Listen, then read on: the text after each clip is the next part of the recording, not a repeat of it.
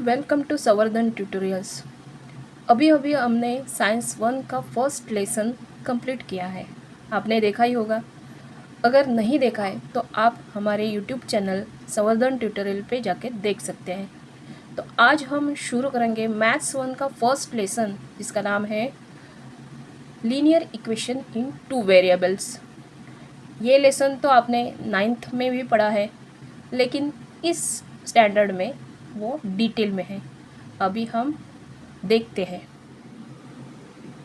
तो इक्वेशन देखने से पहले हम ये 3 टर्म हैं ये समझ लेते हैं। वेरिएबल यानी any alphabet, English alphabet used in equation like A, B, X, Y, M, N, P, Q, like this. Then coefficient यानी any number or any digit like 1, 2, 3, 4. And last constant भी any digit ही होता है और any number होता है without any variable, यानी कि without any letter, English letter. अब यहाँ देखिए, मैंने कुछ टर्म्स लिखे हैं 3x 4y 7m 2n 6a 6b। इनमें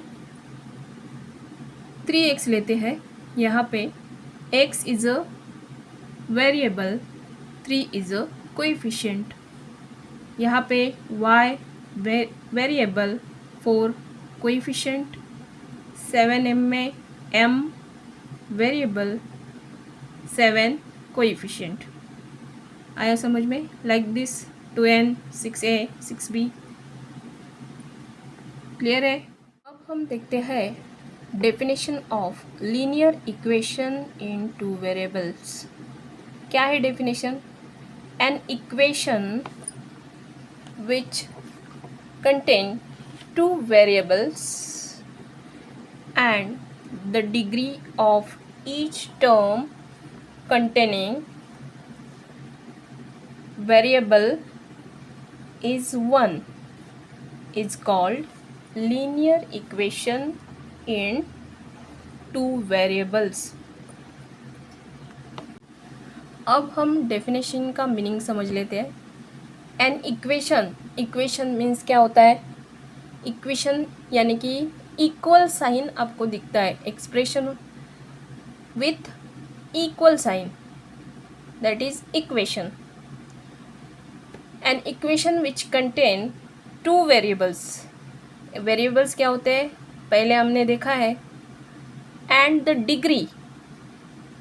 डिग्री यानी हायर पावर ऑफ टर्म, जो भी टर्म आप देखते हैं उसकी जो पावर होती है वो 1 होनी चाहिए, तभी उसे हम लीनियर इक्वेशन कह सकते हैं। अब हम देखते हैं एग्जाम्पल 4m।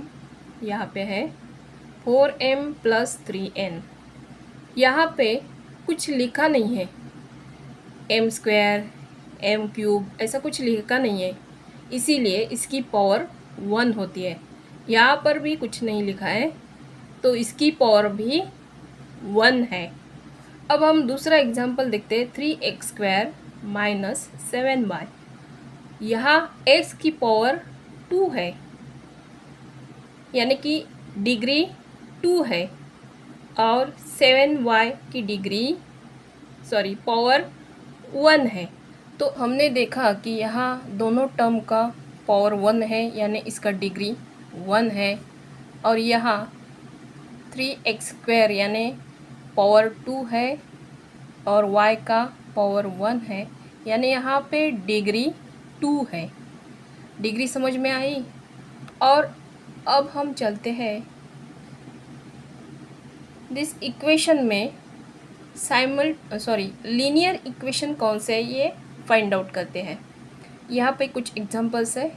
3x - 4y = 12। यहाँ पे 3x एक्स वेरिएबल है, वाई वेरिएबल है, यानी 2 वेरिएबल्स है।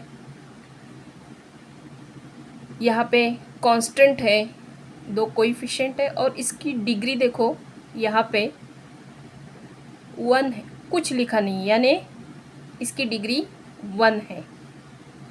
यहाँ पावर 1 है, यहाँ भी पावर 1 है, यानी इसकी डिग्री 1 है। तो ये सब कंडीशन सेटिस्फाई करता है, तो ये लीनियर इक्वेशन है। आया समझ में? अकॉर्डिंग टू डेफिनेशन यहाँ पे 2 वेरिएबल्स है और उसका डिग्री भी 1 है, इसीलिए इसे हम लीनियर इक्वेशन इन 2 वेरिएबल्स कह सकते हैं। अब देखो सेकेंड एग्जाम्पल, √2x, यहाँ पे देखो √2x minus 5y is equal to 16। अब ये 16 है, इसे हम लेफ्ट हैंड साइड में लेते हैं। वो लेफ्ट हैंड साइड जाते समय माइनस हो गया और यहाँ पे 0। तो √2x माइनस 5y, यहाँ पे x का पावर 1 है, y का पावर भी 1 है, तो हमारी दोनों कंडीशन सेटिस्फाई होती है। यहाँ पे 2 वेरिएबल्स है और डिग्री 1 है, तो ये लीनियर इक्वेशन इन 2 वेरिएबल है। अब देखो है third example, 3x² minus 7y is equal to 13। ये भी इसकी तरह हम लिखते हैं। कैसे? देखो यहाँ पे, सॉरी कॉमा नहीं चाहिए, यहाँ पे ऐसे लिखते हैं 3x² स्क्वायर है यहाँ पे minus 7y minus 13 is equal to 0। अब देखते हैं, यहाँ पे 2 वेरिएबल्स है, लेकिन x की पावर कितनी है 2 और y की 1, बट हायर पावर क्या है 2, तो ये लीनियर इक्वेशन की कंडीशन सेटिस्फाई नहीं करता, क्योंकि लीनियर इक्वेशन में हमें पावर 1 चाहिए होती है, इसीलिए ये equation linear equation in 2 variable नहीं होता है। नेक्स्ट यहाँ पे और एक एग्जांपल है, 4/x plus 5/y is equal to 4। अब हमें यहाँ पे इसको सिंप्लीफाई करते हैं। देखो 4x माइनस 1, ये यहाँ से यहाँ गया तो -1 इसकी पावर हो गई, plus 5y raise to -1 is equal to 4, या -4 इज इक्वल टू 0 ऐसा लिख सकते हैं। यहाँ पर देखो पावर क्या मिल गई है हमें -1। हमारी कंडीशन क्या है, डिग्री इज इक्वल टू 1 होनी चाहिए, यहाँ पे -1 है, इसीलिए हमें पता चला है कि ये लीनियर इक्वेशन नहीं है, क्योंकि हमें पावर सिर्फ 1 चाहिए होती है, पॉजिटिव पावर चाहिए होती है। आया समझ में? तो अब देखते हैं लीनियर इक्वेशन का जनरल फॉर्म क्या होता है। यहीं पे लिखा है ax plus by plus c is equal to 0, where x and y are variables, a and b are coefficients and c is a constant। अब वेरिएबल, कोएफिशिएंट, कांस्टेंट, इसके मतलब तो हमने इससे पहले देखे।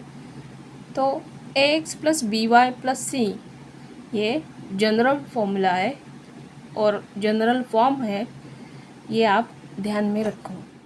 अब हम देखते हैं साइमल्टेनियस लीनियर इक्वेशन क्या होता है।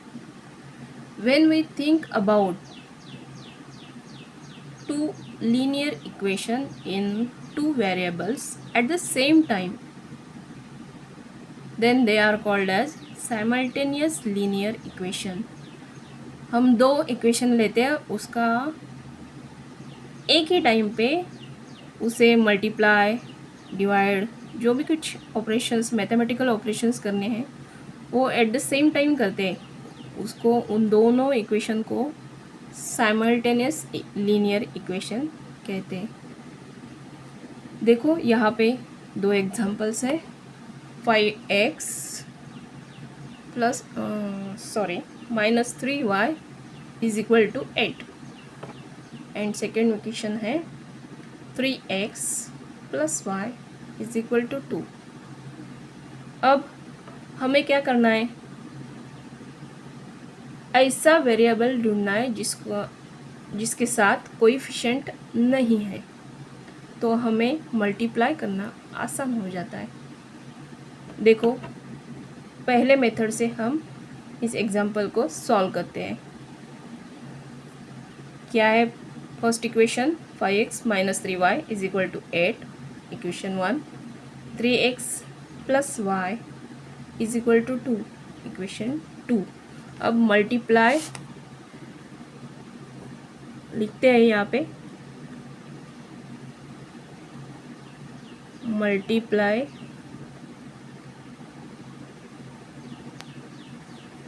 both sides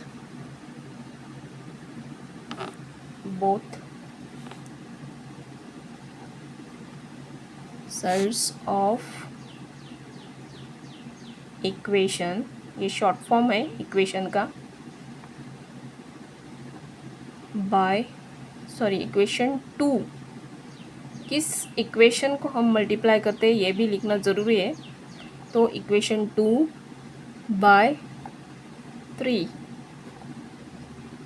अब हमने 3 से ही क्यों मल्टीप्लाई किया, क्योंकि ऊपर के इक्वेशन में 3y है और जब हमें -3y और +3y मिलेंगे तो हम उसे कैंसिल करके x की वैल्यू निकाल सकते हैं, इसीलिए हम सेकेंड इक्वेशन को 3 से मल्टीप्लाई करते हैं। Multiplying both sides of equation by 3, तो वी गेट 9x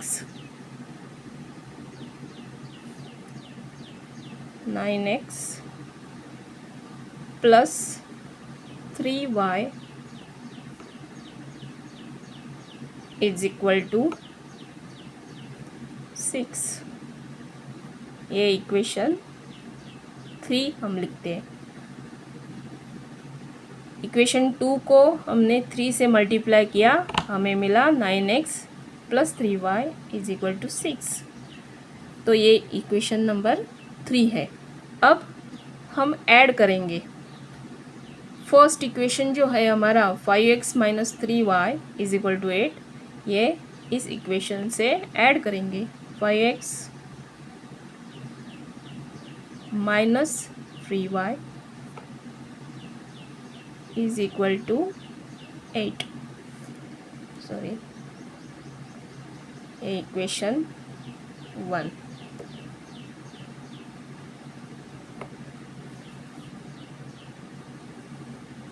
देखो अब एडिशन है इसीलिए साइन चेंज नहीं होती है, तो यहाँ पे प्लस है, यहाँ माइनस है, इसीलिए ये दोनों कैंसिल होते हैं एक दूसरे के लिए और हमें मिलता है 9 प्लस 5 14x। अब ये कैंसिल हो गए तो इक्वल साइन लिखते हैं और आगे लिखते हैं 6 प्लस 8 14। अब लेफ्ट हैंड साइड को 14x है राइट हैंड साइड को 14 है, ये भी एक दूसरे से कैंसिल होते और हम ऐसा भी लिख सकते हैं x इज इक्वल टू 14 और ये 14 अक्रॉस इक्वल साइन जाता है तो यहाँ मल्टीप्लाई है, यहाँ डिवाइड हो जाता है 14, तो x इज इक्वल टू 1, ये हमें x की वैल्यू मिल गई है। अब क्या करेंगे हम, x की वैल्यू तो मिल गई है तो हम ऊपर के इक्वेशन में, ऊपर की यानी हमें जो इक्वेशन दी गई है पहली, उसमें x की वैल्यू सब्स्टिट्यूट करेंगे। देखो यहाँ पे लिख लेना substituting,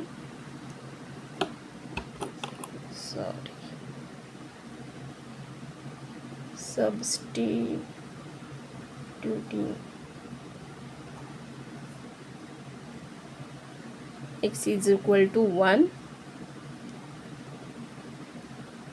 in equation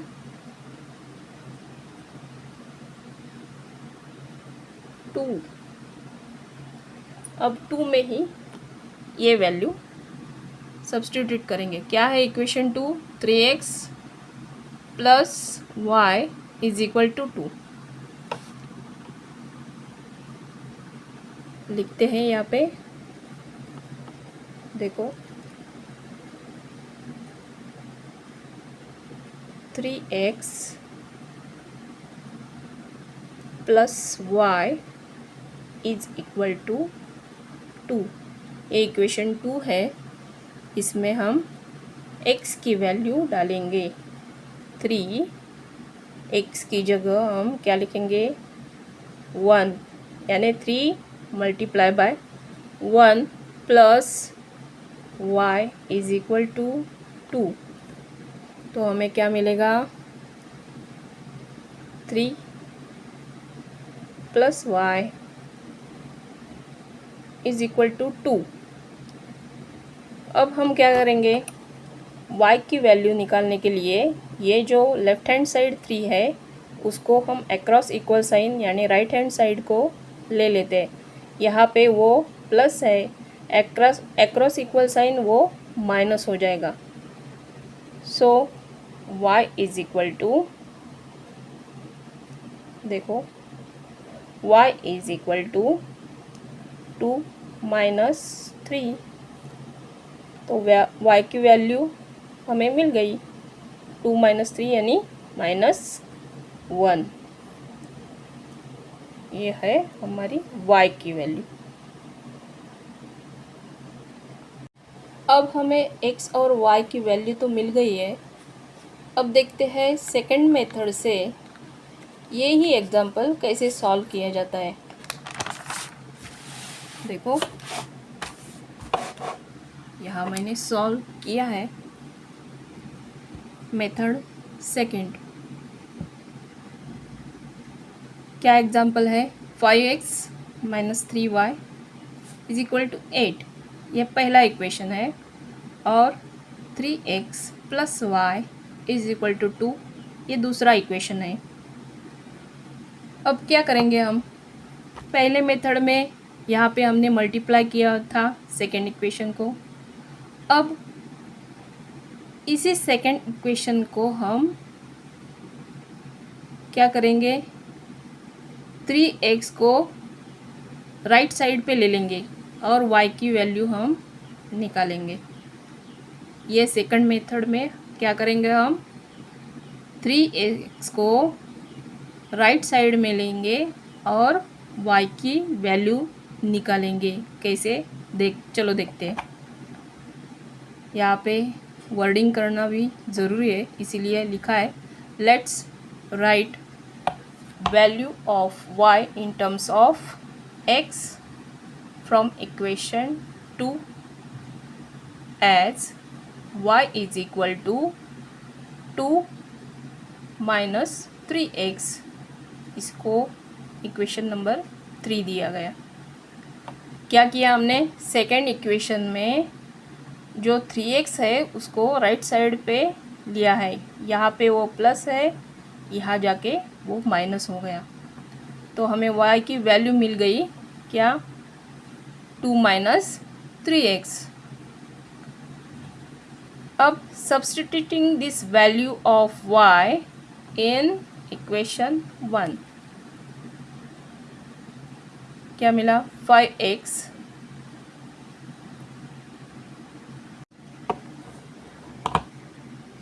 minus 3y is equal to 8। यह हमारा पहला इक्वेशन है। इसमें हम y की वैल्यू सब्स्टिट्यूट कर रहे हैं। 5x माइनस 3 y की value 2 minus 3x bracket complete किया इज इक्वल टू 8।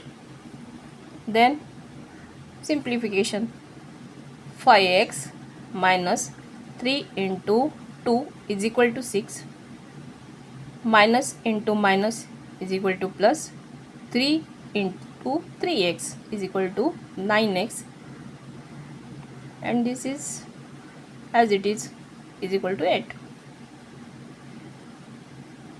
therefore अब ये 5x और ये 9x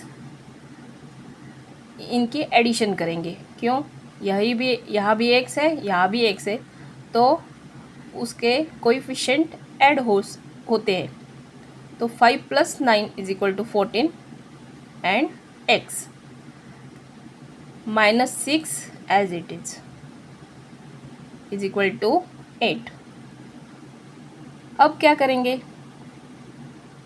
ये जो 14x है ये ऐसा ही रखेंगे, और ये माइनस 6 है वो हम राइट साइड पे ले लेते हैं। तो यहाँ पे वो जो माइनस 6 है वो प्लस 6 होता है। देखो, therefore 14x is equal to 8 plus 6, क्या मिला, 14x is equal to 14, therefore x is equal to 1। अब दिस x की वैल्यू हम इक्वेशन 3 में डालेंगे। देखो, substituting x is equal to 1 in equation 3। Equation 3 क्या है, जो सेकेंड इक्वेशन था उसमें से हमने y की वैल्यू निकाली थी, y is equal to 2 minus 3x, ये इक्वेशन 3 था। तो यहाँ हम x की वैल्यू इसमें डालते हैं, y is equal to 2 minus 3x, x is equal to 1, इसीलिए यहाँ 3 bracket 1। Therefore y is equal to 2 minus 3, तो हमें मिली y की वैल्यू, यहाँ माइनस 3 है इसीलिए -1 सब्ट्रैक्शन हो गया और बड़े नंबर का यहाँ पे साइन दिया। Therefore y is equal to -1। अब हमें x की भी वैल्यू मिल गई और y की भी वैल्यू मिल गई, तो हम लिखते हैं x is equal to 1, y is equal to -1 is the solution.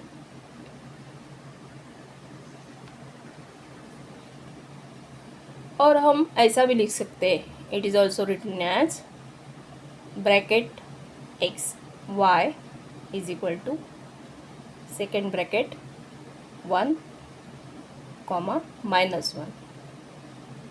Okay, यहाँ पे दोनों मेथड से हमने x और y की वैल्यू निकाली है।